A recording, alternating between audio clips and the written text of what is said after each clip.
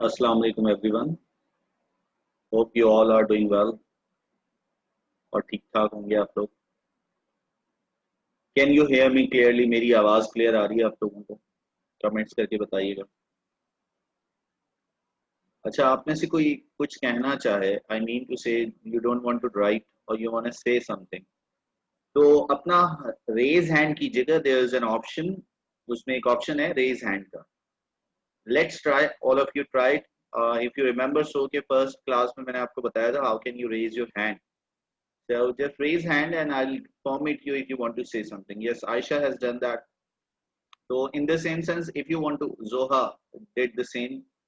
ठीक है. The remaining one should try. हाँ? आप में से अगर कोई कुछ कहना चाहे, कोई बात करना चाहे, तो yes, Rahima, she also did that. तो मैं उसको ना permit करूँगा. I will give you the permission. तो आप क्या कर सकते हो, आप मुझे बोल कर भी बात कर सकते हो और we can have a two way communication. और आप मुझे सुन भी सकते हो आराम से, और जो है वो आप अपनी बात सुना भी सकते हो मुझे. ठीक है. तो keep that thing in mind. अगर आपके पास आप कुछ कहना चाह रहे हैं तो आई विल परमिट यू, और आप कुछ कह भी सकते हैं. वालेकुम अस्सलाम जोहा. तो let's see, I am looking at your messages as well, और मुझे यहाँ सारी चीजें नजर आ रही होंगी. वट एवर यू से आई विल रिस्पॉन्स इट ना. और अगर आप रेज हैंड करते हैं तो आई विल परमिट यू. ठीक है. If you want to say something. आज हम एक जो टॉपिक लेने जा रहे हैं वो आपकी प्रोज बुक में से. ठीक है. प्रोज में से आप एक टॉपिक पढ़ेंगे. हमने पिछली बार जीरो कंडीशनल तक पूरा कर लिया था, इफ यू रिमेंबर, सो है ना. तो अब हम आगे एक प्रोज लेने जा रहे हैं. यानी हमने क्या किया, सीक्वेंस देखें. First we read a poem, एक पोएट्री हमने पूरी की. उसके बाद we considered a grammar topic, एक ग्रामर का टॉपिक लिया. जीरो कंडीशनल और सिंपल प्रेजेंट टेंस हमने कंसिडर किया. Now we are going to move forward to prose. ठीक है. आज हम एक प्रोज पढ़ने जा रहे हैं और इसी तरह हमारा सीक्वेंस चलेगा. आगे प्ले भी स्टार्ट होगा, not in that month, may be in the next month और after that will start play. हम प्ले भी स्टार्ट करेंगे. अभी हम एक प्रोज पढ़ने जा रहे हैं, लेकिन उस प्रोज आप जानते हैं कि आपको गेस करना होगा कि वो प्रोज कौन सा हो सकता है. If you have the book you can automatically guess the topic. But before starting my topic, you already know we have such questions, है ना. कुछ सवालात पूछे जाते हैं जिससे आपको हेल्प मिलती है, एक ब्रेनस्टॉर्मिंग हो जाती है आपकी, और टॉपिक को समझने में बड़ी आसानी होती है. Because somewhat there is a link between the topic and the question I ask you. तो जो सवाल भी मैं आपसे पूछता हूँ उनका बड़ा गहरा ताल्लुक होता है क्वेश्चन जो हमारा टॉपिक स्टार्ट करने वाला है. ठीक है. चलो लेट्स सी. अगर मैं आपसे पूछूं, इफ आई आस्क यू कि the worst way of, yes yes yes जी, हाँ आमना, अभी न्यूज चल गई है. देखें कॉलेज और स्कूल्स का कहा है, सेंटर्स का क्या है, वो आपको अपडेट कर दिया जाएगा इंशाल्लाह. Let's come to the point. तो हम क्या बात कर रहे थे? Look at the question.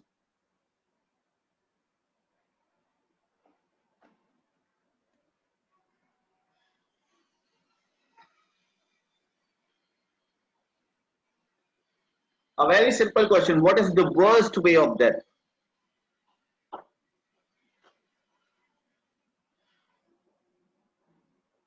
What do you think? What is the worst way of death? क्या ख्याल है आप लोगों का? सबसे खतरनाक तरीका मौत का कौन सा हो सकता है? Any idea about? सुसाइड. सनिया क्यों सुसाइड? क्यों? पानी में डूबना? ओए होए. अच्छा. पानी में डूबना, सुसाइड, एक्सीडेंट. अच्छा जना. चले. Okay. Let's see my second question. How many of you have seen Titanic movie?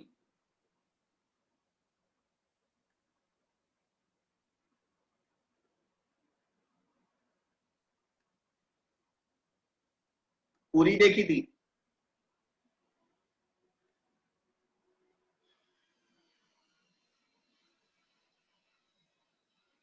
हाँ जनाब. How many of you have seen, you have watched Titanic movie? Ayesha शरीफ बच्ची, आयशा ने नहीं देखी, बाकी सबने देखी है. हार्म ना हो सकता है। आई थिंक कुछ भी जो बहुत अचानक हो, सडन हो, पता ही नहीं चले कि मौत हो गई। अच्छा जना, तो आप में से बहुत सारे लोगों ने टाइटैनिक देखी। अच्छा ये बताइए, पूरी देखी थी? सनिया पूरी देखी थी? वैसे पूरी देखने वाली नहीं थी वो। बहरहाल, let's see the second question. अच्छा, can you tell me, can you tell me, चले, अच्छा है कि आप लोगों ने देखी है वो मूवी, मुझे समझाने में आसानी होगी। क्या स्टोरी थी उसकी? Can someone tell me? अच्छा मैं आपको अनम्यूट कर सकता हूं, अगर आप बोलकर बताएंगे तो ज्यादा अच्छा होगा। कोई बताएगा मुझे क्या स्टोरी थी? जस्ट रेज योर हैंड, मैं आपको अनम्यूट करता हूं और आप मुझे बताएं कि क्या स्टोरी थी टाइटैनिक की। Any one of you, raise your hand. अपना रेज हैंड करें, मैं आपको परमिट कर रहा हूं, आपकी आवाज सब तक पहुंचेगी। Just speak up, how many of you? कौन बताएगा what was the story of Titanic? अच्छा सुनो, मेरी बात सुनो, मैं लव स्टोरी नहीं पूछ रहा उसमें जो चल रही है। ठीक है? तुम लोग बहुत आगे पहुंच जाते हो। I am just asking what happened with the ship. Ship के साथ क्या हुआ था, शिप की स्टोरी क्या थी, ये मैं पूछ रहा हूँ। ठीक है? आप लोग पता नहीं कहाँ कहाँ चले गए होंगे, है ना? I am not asking the love story happened there. जहाज के साथ क्या हुआ था ये मानना सुनना चाह रहा हूं मैं। यस, कौन सुनाएगा मुझे क्या हुआ था जहाज के साथ? What happened? क्विकली क्विकली, जितनी जल्दी आप लोग आंसर देंगे उतनी जल्दी हम चैप्टर को आगे बढ़ाएंगे और जल्दी जल्दी चीजों को देखेंगे।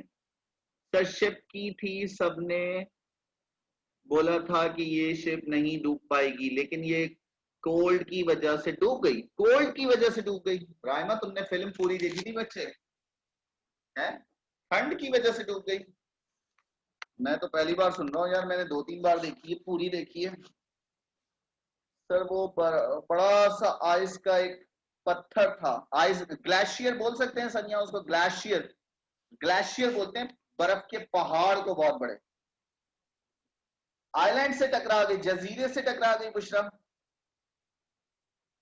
आप में से कोई बोल के बताए ना, जस्ट स्पीक अप। कौन बोलेगा? इतना शर्मा रहे हैं यार आप लोग। Raise hand, you raise your hand, I will permit you. Wajiha, Zoha, Sania, राहिमा, निसा, मुस्कान, मारिबा, हुमा, बुशरा, बिस्मा, आयशा, आमना अकरम, आयशा सना। अच्छा तरूबा नहीं है हमारे साथ अभी। अच्छा उन्होंने आईडी तो दे दी, ज्वाइन नहीं किया। हाँ जनाब, कौन बताएगा मुझे? Who will tell me what happened there? क्या हुआ था? बोल कर बताना है, quickly, we have 5 minutes only. कौन हिम्मत करेगा?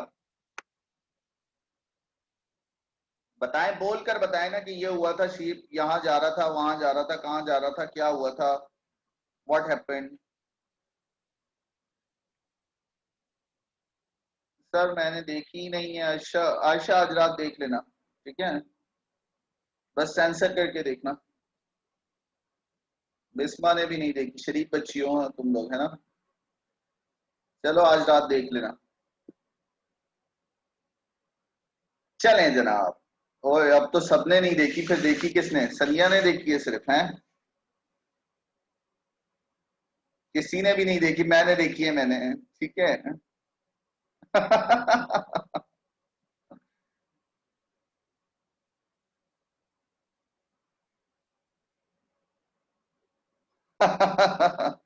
ठीक है sir, very good. Huma sir बहुत पहले देखी थी। चलो चलो भाई, मैं उसकी, बहरहाल लेट्स सी। आज जो हम टॉपिक स्टार्ट करने जा रहे हैं ना, वो इससे बड़ा रिलेट करता है। ये जो आपका जो चैप्टर आज हम स्टार्ट करने जा रहे हैं, इससे बड़ा रिलेट करता है ना? जैसी आपकी टाइटैनिक की स्टोरी थी ना, somewhat वैसी ही। Yes, you are right Ayesha. Yes Ayesha, you are absolutely right. We are starting Birkenhead, और इसका पूरा नाम है बर्कनहेड ड्रिल। क्या नाम है? Birkenhead drill. पूरा नाम है इसका बर्कन, क्या पढ़ेंगे इसको? Birkenhead drill. Can someone tell me what is drill? ये ड्रिल का मतलब क्या होता है? What is drill? ड्रिल का मतलब क्या होता है? बर्किन हेड तो जहाज का नाम है, ड्रिल क्या ड्रिल कर रहे थे उसमें, सुराख उराख कर रहे थे? What does that mean drill? Drill का मतलब क्या है? Who will tell me what is drill? Drill machine, और उसी से सुराख कर दो आयशा खुर्रम, जहां दिल चाहे वहां। Drill machine. तो बर्किन हेड में ड्रिल मशीन का क्या काम था? उसी से सुराख किया था जहाज को डुबोने के लिए। कौन बताएगा ड्रिल का मतलब? Who will tell me what does that mean? Drill. Birkenhead drill. अच्छा, इसको क्या पढ़ना है आपने? बहुत से लोग पढ़ते हैं Birkenhead. It's not a Birkenhead. It's a Birkenhead. Birkenhead drill. ठीक है? आप ये होल्ड करना। जोहा सईद, शिप में कौन होल्ड करेगा? अपनी जान कौन खुद देगा? होल्ड करना। हाँ जनाब, ये नाम है, फर्स्ट नेम है। अच्छा, चलो हम गूगल से पूछते हैं। यस सनिया, पूछ लिया गूगल से। जबरदस्त बच्चे, genius. Military exercise, not military, just exercise, any type of exercise, कोई सी भी एक्सरसाइज, जैसे आप भाग रहे हैं, जॉगिंग कर रहे हैं, वॉकिंग कर रहे हैं, चिन अप निकाल रहे हैं, पुशअप्स निकाल रहे हैं, whatever you do, that is called drill, है ना? आपने देखा होगा मिलिट्री के लोग आमतौर पर सुबह ही सुबह ड्रिलिंग करते हैं, ड्रिल करते हैं, एक्सरसाइज करते हैं सीक्वेंसिंग मैनर में, सब के सब। और शायद आपने 6 सितंबर या 23 मार्च या 14 अगस्त को पाकिस्तान एयरफोर्सेस, नेवी, आर्मी की परेड्स देखी हो। तो उस परेड्स में क्या होता है?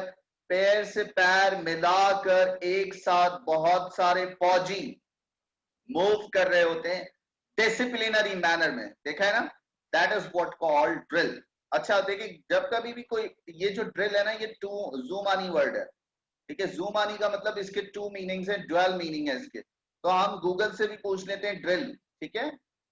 ड्रिल का मतलब क्या है? देखें, कोई चीज नहीं आए तो आप फौरन गूगल कर लिया करें ड्रिल मीन्स। मैं आपको एक स्क्रीन शो कर रहा हूं,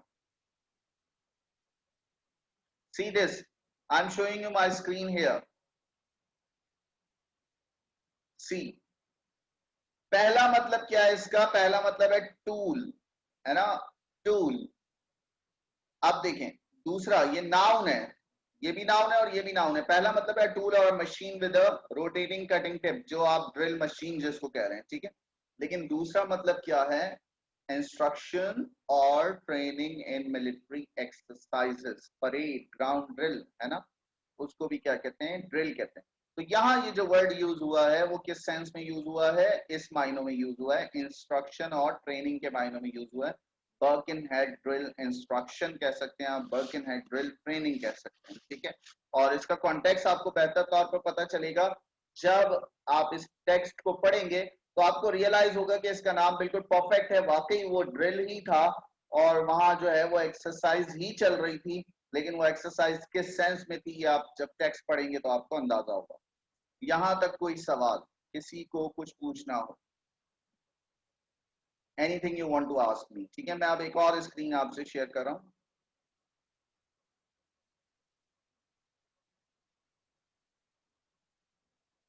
चलें जनाब, बर्किनहेड ड्रिल,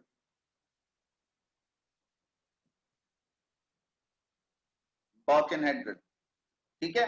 आज हम अपना चैप्टर नंबर, बुक का ये चैप्टर नंबर 2 है, और मैं कभी भी सीक्वेंस में नहीं पढ़ाता। मैं जो है वो पहले क्वेश्चनिंग करता हूँ और उसके बाद फिर एक सेंस कायम करके फिर पढ़ाता हूँ। तो you will get an idea कि हम इसमें क्या पढ़ने जा रहे हैं। होपफुली कि सबको बिल्कुल परफेक्ट नजर आ रहा होगा। बर्किनहेड ड्रिल, हाँ पेज थोड़ा सा टेढ़ा है, मैनेज कर लीजिएगा। बुक है तो सामने रख लीजिएगा, आसानी हो जाएगी, ठीक है? बर्किनहेड, बर्किनहेड जहाज का नाम है लड़की, जैसे टाइटैनिक जहाज का नाम था।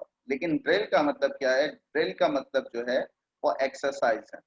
तो जैसे आपका नाम वजीहा है ना, वजीहा का मतलब बहुत ही खूबसूरत, है ना? तो इसी तरह इसका नाम है बर्किनहेड, ठीक है? बर्किनहेड। चलें जनाब, सो लेट्स सी, हम इसको स्टार्ट कर रहे हैं और देखते हैं कि इसमें क्या बताया जा रहा है और ये क्या सेंस है, ठीक है? और इसकी जो वोकैबुलरी है वो भी आपको साथ साथ एक्सप्लेन करता जाऊंगा मैं। हाँ राहिमा, थोड़ा सा सब्र कर लो, बहुत जल्दी है। सारे मीनिंग जब स्टार्ट करेंगे तो डेफिनेटली सभी बताऊंगा। थोड़ा सा स्टे करो, इतनी जल्दी ना करो। अभी एक्सप्लेनेशन शुरू नहीं की, सवालात स्टार्ट हो गए हैं। चलें जनाब, क्या बात बताई जा रही है सुनिएगा। कह रहे हैं the Birkenhead was a troop ship. अब ये ट्रूप शिप बोलते हैं जंगी जहाज को। कौन से जहाज को? जो जंगी जहाज हो, जंगों में इस्तेमाल होने वाले जहाज को कहते हैं ट्रूप शिप। ठीक है, तो एग्जैक्ट मीनिंग जहाज की मिलिट्री। हाँ आगे। नो नो नो, जहाज की मिलिट्री नहीं, एक्सरसाइज। अभी मैं आपको बता रहा हूं क्या होगा इस पर, ठीक है। Troop ship, the Birkenhead was a troop ship. Birkenhead एक जंगी जहाज था। जंगी जहाज, ट्रूप शिप का मतलब होता है जंगी जहाज, ठीक है, एक जंगी जहाज था। और इन फरवरी 1851, 1851 की बात है। यानी अब अगर आप मैथमेटिक्स में बड़े परफेक्ट हैं तो आप जरा कैलकुलेट कर सकते हैं। क्या कैलकुलेट कर सकते हैं कि कितने साल पहले की बात है, जरा बता सकते हैं? जल्दी से बताइए कितने साल पहले की बात है। कोई बता सकता है क्विकली? कितने साल पहले की बात है जनाब?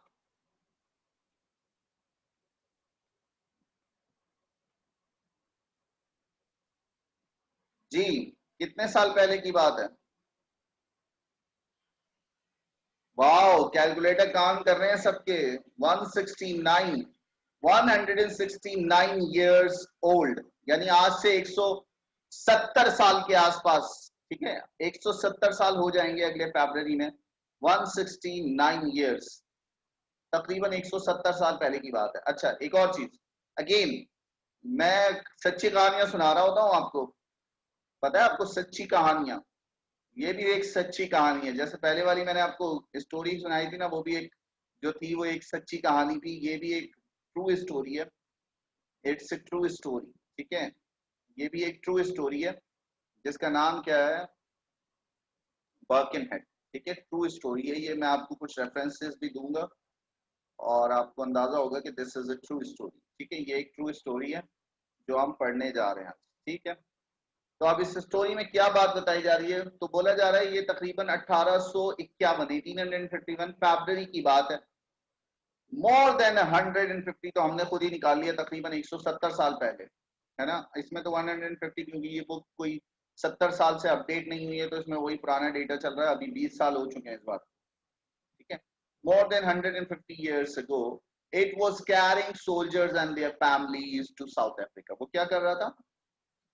वो सिपाहियों को और उनके खानदान वालों को साउथ अफ्रीका ले जा रहा था। सोल्जर्स, सिपाही, देयर फैमिलीज, उनके खानदान वालों को कहाँ ले जा रहा था? साउथ अफ्रीका ले जा रहा था। It was carrying soldier and their families to South Africa. There were 630 people on the ship. Total number of people in the ship. Total number of people कितने थे शिप में? 630। ठीक है, टोटल पीपल।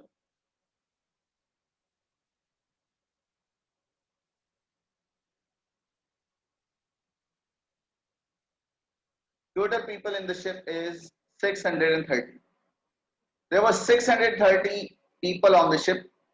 Of these, उसमें से 170, जरा mathematics चलाइएगा engineering के student, जरा मैथमेटिक्स चलाइए अपनी। 170 वर women and children। उसमें से कितने? 170 क्या थे? 170 women and children थे। मैन की तादाद कितनी थी? मेल्स की तादाद कितनी थी? जल्दी से बताओ, कैलकुलेटर हिलाओ। 113 women and children थे।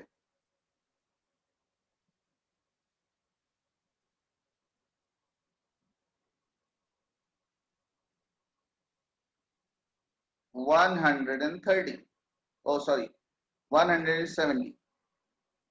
ठीक है, women and children 170 थे। तो कितने मेल्स थे वहां? 500, 460, 540, इसका टोटल सही मानूं? सब अग्री हैं 460 पर? यस, 7 और 13 में से 6, 7 जाएंगे तो 6 बचेगा और 5 में से 1 जाएगा तो 4, 460 इज द राइट आंसर। 460 जो थे वो मेल्स थे उसमें, 460 मेल्स, ठीक है, यानी ज्यादातर मेल थे। और वो कौन थे? वो कौन थे जनाब? तो सुनिएगा कौन थे वो लोग। कह रहे थे उनमें से ज्यादातर यंग थे। The soldiers were mostly young. The soldiers, वो जो सिपाही थे उनमें वो ज्यादातर नौजवान थे, मोस्टली यंग। इनएक्सपीरियंस्ड, ना तजुर्बेकार थे। इन लगा हुआ, एक्सपीरियंस्ड होता तो सिर्फ तजुर्बेकार, और इनएक्सपीरियंस्ड जो है वो ना तजुर्बेकार। ये इन यहाँ प्रीफिक्स है जिसको उर्दू में बोलते हैं साबिका। जैसे मिसाल के तौर पर हासिल है तो ला हासिल, महदूद है तो ला महदूद, है ना। और कायदा है तो बेकायदा, बेवजह, बेमिसल, बे और बेहद। तो ये जो शुरू में वर्ड लगता है और उससे मीनिंग चेंज कर देता है उसे कहते हैं हम साबिका, जिसको इंग्लिश में बोलते हैं प्रीफिक्स। तो इसमें ये इन जो है वो प्रीफिक्स है, जैसे इम्प्रॉपर, अनएक्सपेक्टेड, अनडिस्कवर्ड, तो ये प्रीफिक्सेस कहलाते हैं। अब वो जो सोल्जर्स थे, the soldiers were mostly young inexperienced men. Most of them had joined the army only recently. उनमें से जो ज्यादातर थे, मोस्ट ऑफ होम हैड, उनमें से ज्यादातर लोगों ने अभी कुछ अरसे पहले ही आर्मी को ज्वाइन किया था, इसलिए उन्हें कोई तजुर्बा भी नहीं था, वो ना तजुर्बेकार लोग थे। द ऑफिसर्स वर फ्यू, उनमें से ऑफिसर्स बहुत कम थे। For the most part they too were young and inexperienced. ये जो 460 लोग थे उनमें से चंद एक ही ऑफिसर्स थे, बाकी सब नौजवान थे और उन्होंने अभी रिसेंटली आर्मी को ज्वाइन किया था। अंडर 25 थे सबके सब, आफ्टर 18 ज्वाइन किया होगा, अंडर 25 थे, यानी नौजवान थे सारे के सारे, है ना। आप मेरी बात समझ रहे हैं? यहां तक कोई मसला? किसी को कोई क्वेश्चन करना हो इस पैराग्राफ में से? इसमें 2-3 डिफिकल्ट वर्ड्स थे जिसको मैंने एक्सप्लेन कर दिया। ट्रूपशिप जंगी जहाज, सोल्जर सिपाही, और इनएक्सपीरियंस्ड ना तजुर्बेकार, रिसेंटली अभी कुछ अरसे पहले। और कोई वर्ड है तो बता दें, then we will move forward. चलें आगे। Okay, move to the next paragraph.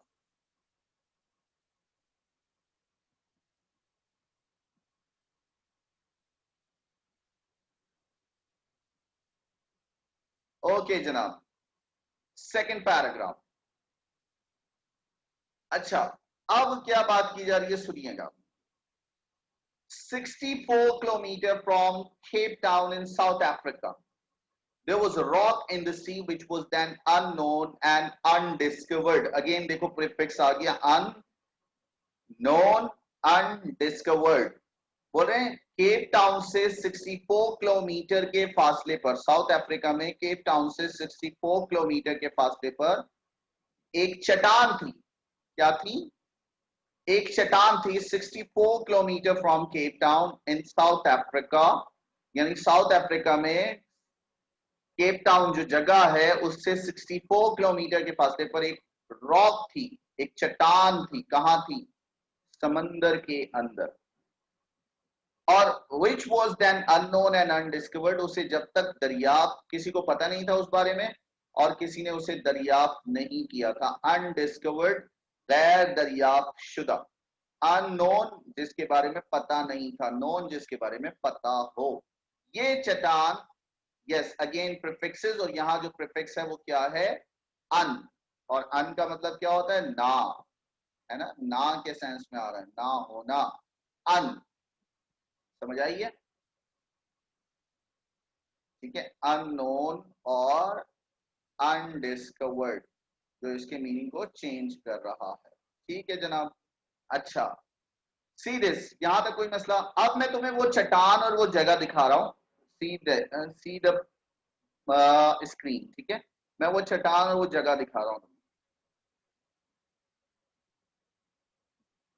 ये देखो, ये है साउथ अफ्रीका।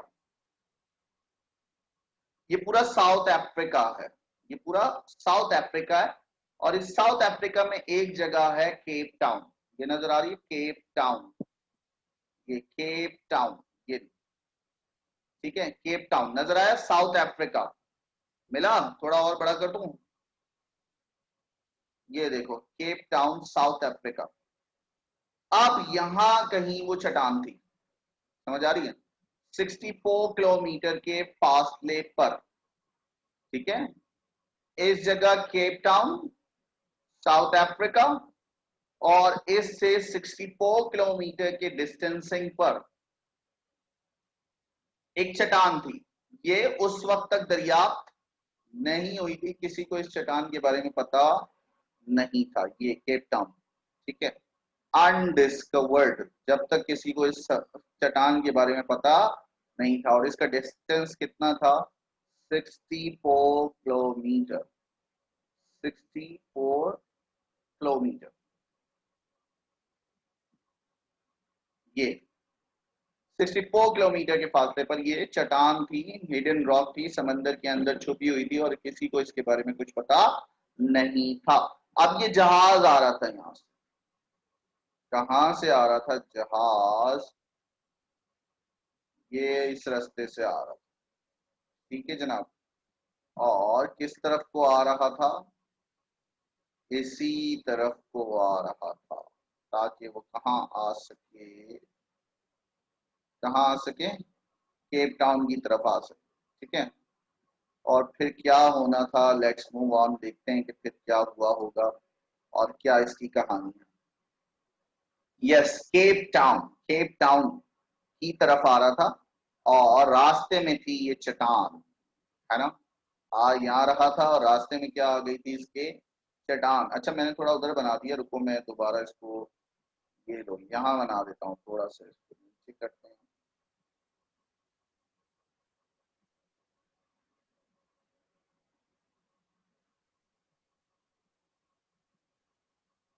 ठीक है, यहाँ कहीं जहाज था, और वो जो है वो कहाँ आ रहा था? केप टाउन की तरफ आ रहा था,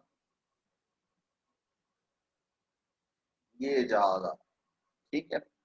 और आ कहाँ रहा था? Cap Town. और रास्ते में क्या थी? अब सही है ना? अब एग्जैक्ट है, सही है। तो लेट्स सी अब क्या होना है। इमेजिन करो, इमेजिन करो, लेट्स मूव ऑन। चलो वापस टॉपिक पर चलते हैं और देखते हैं कि व्हाट हैपेंस नेक्स्ट। ओके जनाब, तो क्या हुआ? It was not shown in any of the map of the world of the sea. उस वक्त तक समंदर के किसी नक्शे में इस चट्टान को शो नहीं किया गया था। It was not shown in any of the maps of the sea. It lay hidden, it lay hidden, छुपी हुई थी, बैठी हुई थी। ले का मतलब होता है बैठना। It lay hidden under the surface of the sea, वो छुपी हुई बैठी हुई थी, जैसे, जैसे as if it were a wild creature of the ocean, जैसे कि कोई जंगली दरिंदा हो, wild creature of the ocean, समंदर का कोई जंगली दरिंदा हो, और क्या कर रहा हो? Lying in wait for its prey, अपने शिकार का इंतजार कर रहा हो। ये चट्टान बैठी हुई थी अपने शिकार का इंतजार करने में। मेरा आपसे एक सवाल, सही है भाई? सवाल सुनिएगा बहुत। मैंने ये 3 लाइंस आपके लिए पढ़ी, ठीक है, एक ऊपर वाली और ये ये 3 लाइंस मैंने आपके लिए पढ़ी हैं। What is unusual here? आपको कुछ अनयूजुअल लग रहा है यहाँ? समथिंग डिफरेंट, कोई ऐसी चीज जो आपने नोट की हो क्या? यस आमना, यस निशा, क्या अनयूजुअल है यहाँ?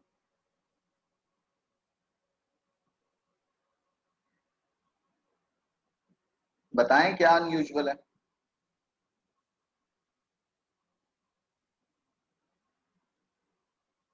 अरे बोले ना। What is unknown here, what is unusual here, tell me please. Wild creature unusual है भाई। वाइल्ड क्रिएचर का मतलब तो जंगली दरिंदा है। वाइल्ड क्रिएचर का मतलब तो होता है जंगली दरिंदा, इसमें तो कोई अनयूजुअल नहीं है। वो तो चट्टान थी ना, तो उसके उसको, हाँ, वो किसी का इंतजार कर रहा है, अच्छा ये अनयूजुअल है। वो चट्टान थी और किसी का इंतजार कर रही थी, ये आपको अनयूजुअल लग रहा है।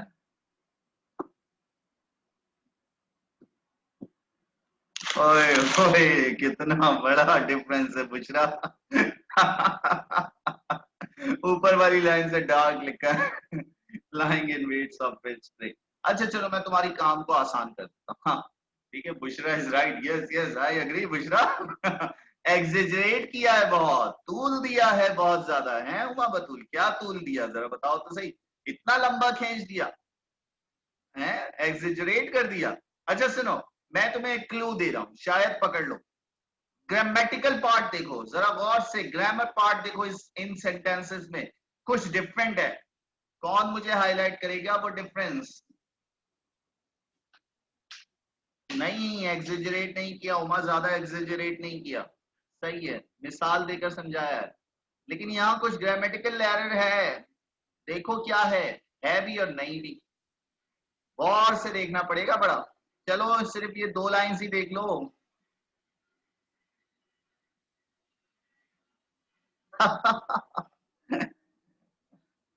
इतना ज्यादा नहीं किया ना, इतना ज्यादा नहीं किया, एग्जेजरेट नहीं किया इतना ज्यादा। हाँ कंपैरिजन तो है। वाह राहिमा ने पकड़ लिया, क्लैप फॉर राहिमा, क्लैप करो राहिमा के लिए। तुम लोगों ने क्यों नहीं पकड़ा, एग्जेजरेट पकड़ लिया, हुमा बतूल वर नहीं पकड़ा है। जरा देखो, बताओ इट के साथ वर आता है क्या अंग्रेजों, जल्दी से बताओ। इट के साथ हम वर यूज करते हैं, डू वी यूज वर।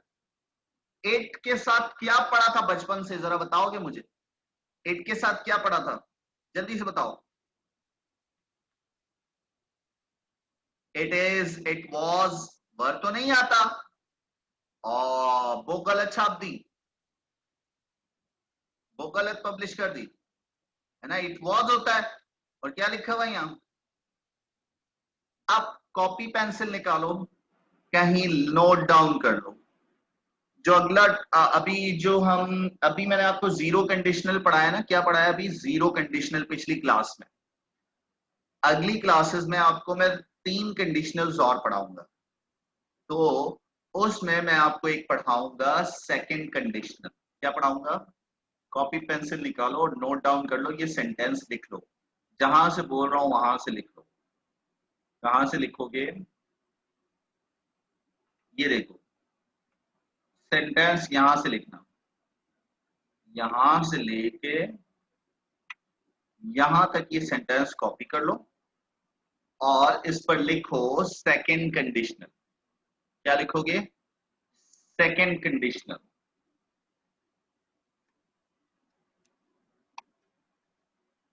जब मैं सेकंड कंडीशनल पढ़ाऊंगा ना,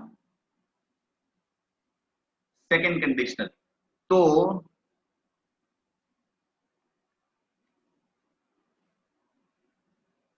कंडीशनल,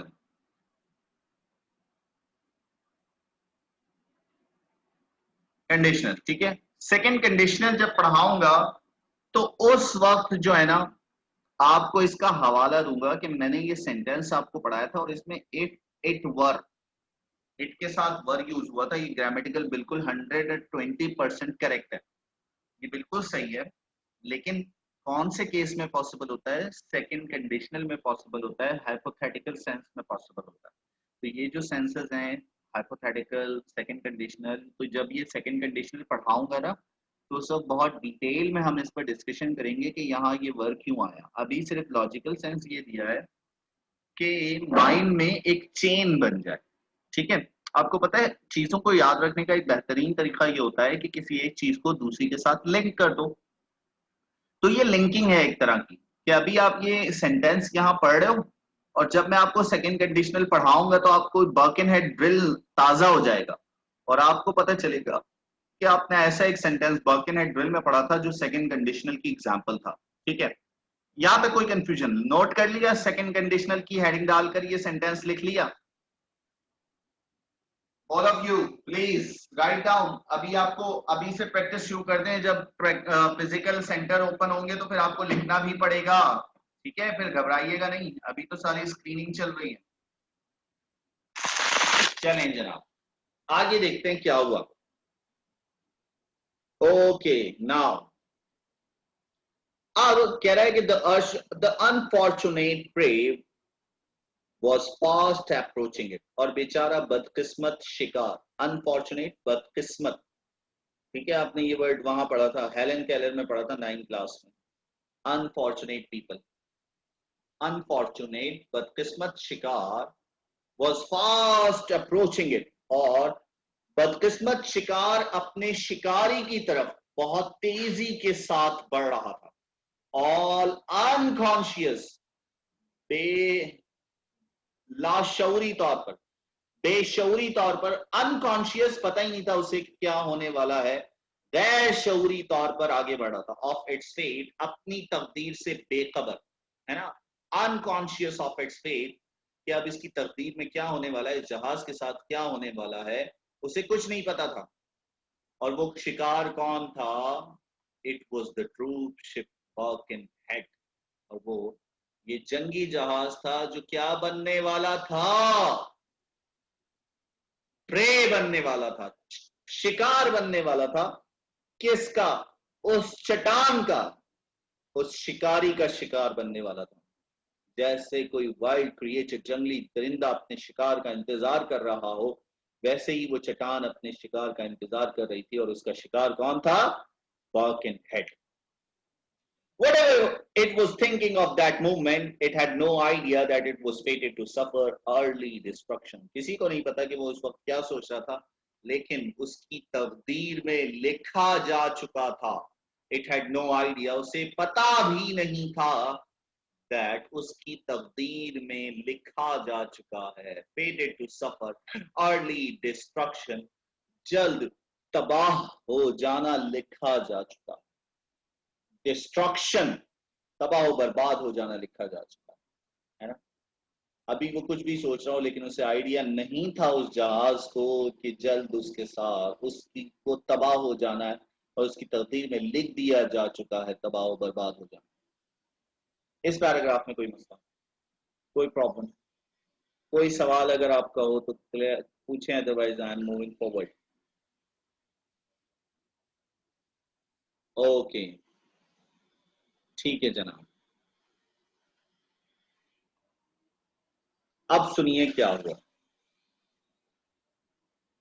मैं आपको ये दिखा भी दूंगा।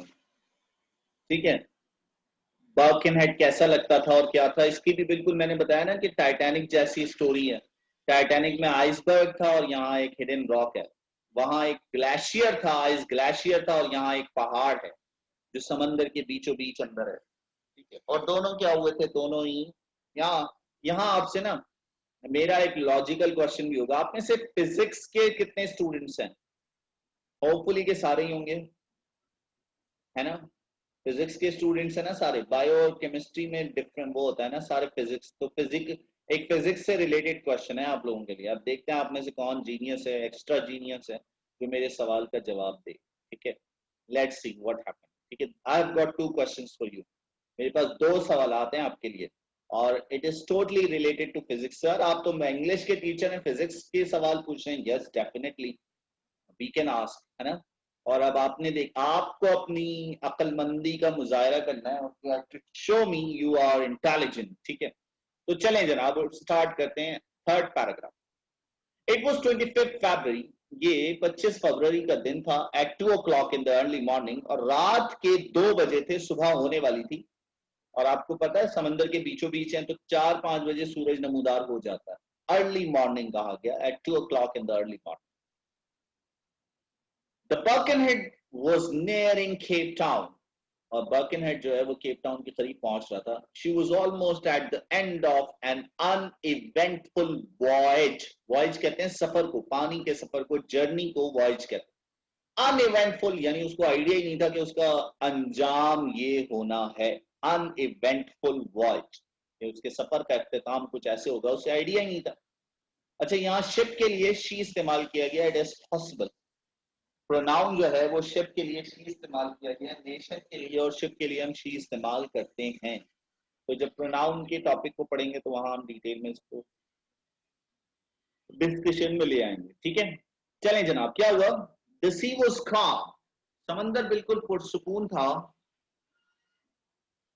as if sound asleep, ऐसा लगता था जैसे सो रहा. suddenly there was a crash, अचानक एक बहुत बड़ा जो है वो क्रैश हुआ, एक बहुत बड़ा झटका लगा, टकराव हुआ. The ship had struck the hidden rock, और जो जहाज था वो छुपी हुई चट्टान से टकरा गया. स्ट्रक, टकरा गया. 10 minutes later, the ship struck the rock again and was split into two. 10 minute के बाद जहाज दोबारा टकराया और दो हिस्सों में टूट गया. बीच से डिवाइड हो गया दो हिस्सों में. ठीक है, बात समझ आ गई? ये पैराग्राफ समझ आ गया? Reply me quickly. पैराग्राफ समझ गए?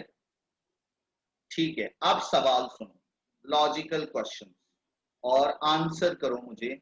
आई वॉन्ट योर आंसर्स हियर. सवाल क्या? पहला सवाल हमने पढ़ा, the ship had struck the hidden rock. Ship जो है वो छुपी हुई चट्टान से टकराया. 10 minutes later the ship struck the rock again. दोबारा टकराया. भाई पहली बार टकरा गया था ना, तो दूसरी बार क्यों टकराया? एक ही बारी में टकरा गया था. 10 मिनट बाद दोबारा टकराया. सवाल यह है वाई टू, दो बार क्यों टकराया? इस फिनोमेना को फिजिक्स में क्या कहते हैं? ठीक है, सवाल समझ आ गया? Why the ship struck against the rock two times. और दूसरा सवाल, it was split into two halves, वो दरमियान से टूटा. सवाल ये, दरमियान से क्यों टूटा? टकराया तो सामने से था, आगे से था, आगे से नहीं टूटा, बल्कि दरमियान से टूटा. क्यों? वाई? लॉजिकल क्वेश्चंस हैं, बहुत सिस्टमैटिक क्वेश्चंस हैं, और अगर आपने फिजिक्स बहुत अच्छे से पढ़ी है तो आप जरूर इसका आंसर दे सकते हैं. ठीक है, हाँ, गूगल मत कीजिएगा, अपनी अकल लड़ाइएगा.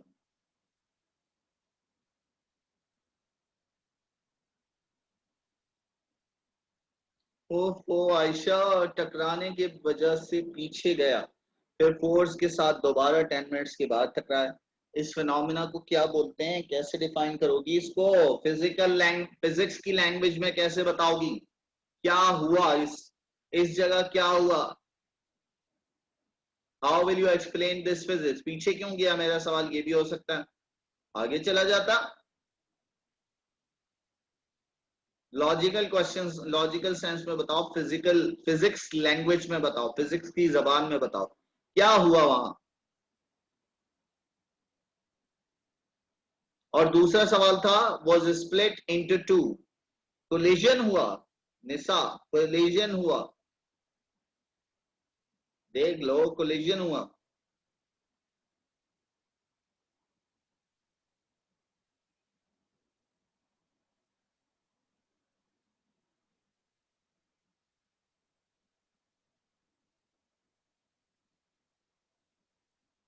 नो नो नो, एक्शन और reaction force of.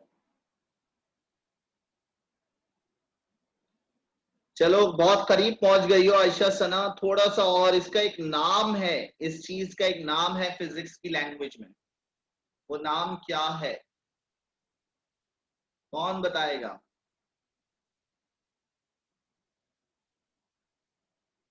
Who will tell me? Physics की जबान में इसका एक नाम है.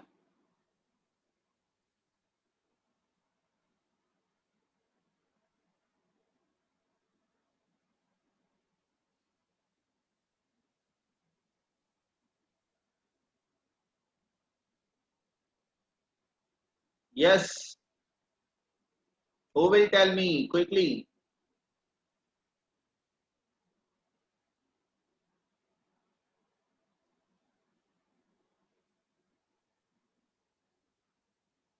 Force of gravity.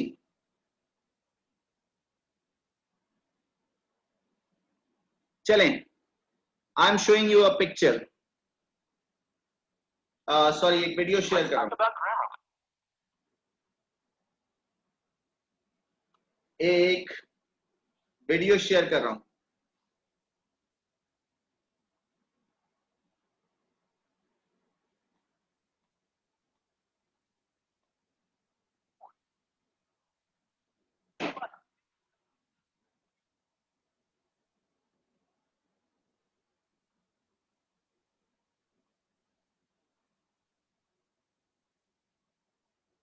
ओके,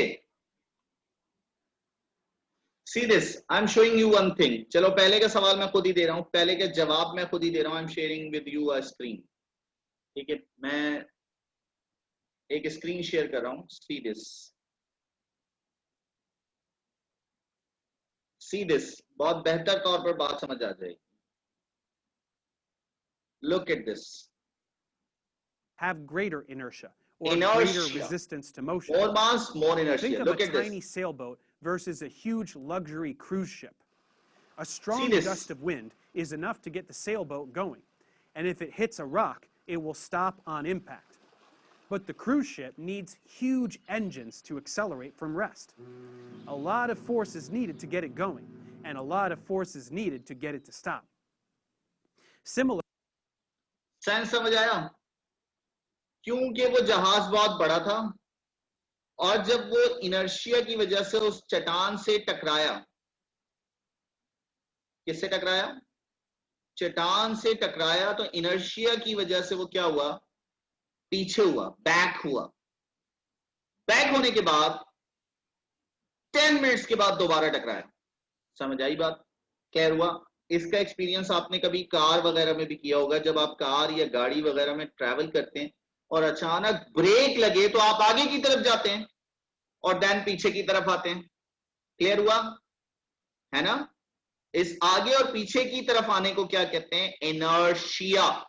इस इनर्शिया की वजह से, ये थर्ड लॉ ऑफ मोशन ही है, किसी ने बताया था ऊपर. यस, लेकिन इसका स्पेसिफिक नेम है इनर्शिया. इनर्शिया की वजह से होता यह है कि जब कोई बॉडी किसी चीज से टकराती है तो वो अपनी स्टेट में रेजिस्टेंस, स्टेट में चेंजेस के खिलाफ रेजिस्टेंस करती है, और उस रेजिस्टेंस को हम कहते हैं इनर्शिया, है ना? तो अब वो बॉडी यूनिफॉर्म, शिप जो है वो यूनिफॉर्म वेलोसिटी से मूव कर रहा था और अचानक एक चीज सामने आ गई और उसने उसको हिट किया और उसकी यूनिफॉर्म वेलोसिटी को क्या किया? हिट किया. तो उस यूनिफॉर्म वेलोसिटी में चेंज आया और वो एकदम पीछे हुआ और फिर दोबारा 10 मिनट के बाद आगे हुआ. तो दैट्स इनर्शिया. पहले सवाल का जवाब. What about the second question? कुछ लोग पहुंच गए लेकिन सिर्फ एक मसला कर रहे हैं, ग्रेविटी और उसको मिक्स कर रहे हैं. सेंटर से, इसलिए हाँ, तो इसको क्या बोलते हैं? वेट सेंटर में लिया करता है, इसलिए क्या होता है ये? इसको क्या बोलते हैं? इस पॉइंट को क्या बोलते हैं? बॉडी में ये पॉइंट क्या कहलाता है? उमा बतूल, बॉडी में ये पॉइंट क्या कहलाता है? इसको क्या बोलते हैं? यस, अब आए ना, सेंटर ऑफ ग्रेविटी की वजह से, कि उसका सेंटर ऑफ ग्रेविटी दरमियान में था और सारा वेट वहीं इफेक्ट कर रहा था, इस वजह से वो बॉडी वहीं से ब्रेकअप हुई. ठीक है, सेंटर ऑफ ग्रेविटी की वजह से. Clap for all of you. आप सबने बहुत अच्छा गेस किया और यू डिड इट परफेक्टली. ठीक है, आपने बिल्कुल परफेक्टली गैस किया. तो यहां तक चैप्टर में कोई प्रॉब्लम, किसी को कोई चीज ना समझ आई हो? अब सीधे ये एक छोटा सा क्लिप है, ये आप लोगों ने वॉच करना है. इसमें वीडियो मौजूद है किसकी? बर्कनहेड ड्रिल की एक छोटा सा वीडियो क्लिप है. ठीक है, और अगर आप देखना चाहें तो बर्कनहेड को जो है वो कर लीजिएगा, सर्च कर लीजिएगा यूट्यूब पर या उस पर अपना गूगल पर, तो आपको ना ये वीडियोस वगैरह मिल जाएंगी जिसमें आपको पता चल जाएगा कि this is a true story. तो ये मैं एक जल्दी से क्लिप दिखा रहा हूं आपको. ठीक है, ज्यादा पूरा डिटेल नहीं दिखाऊंगा, बट वो जहाज वगैरह On आप the देख सकते 26th of February in 1852, the HMS Birkenhead suddenly struck an uncharted rock off the southern coast of Africa, at a place now aptly named Danger Point.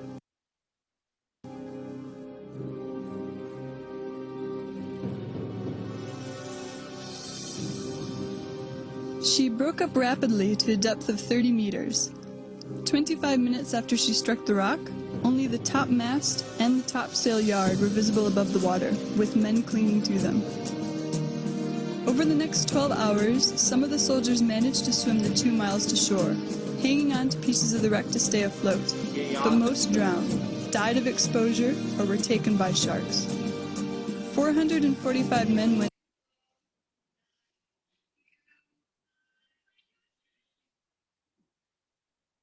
ठीक है,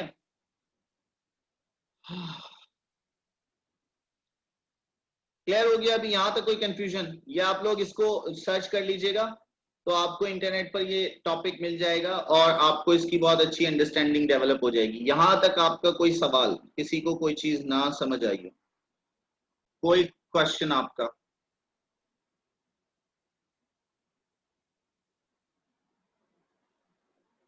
okay, wish you all the best.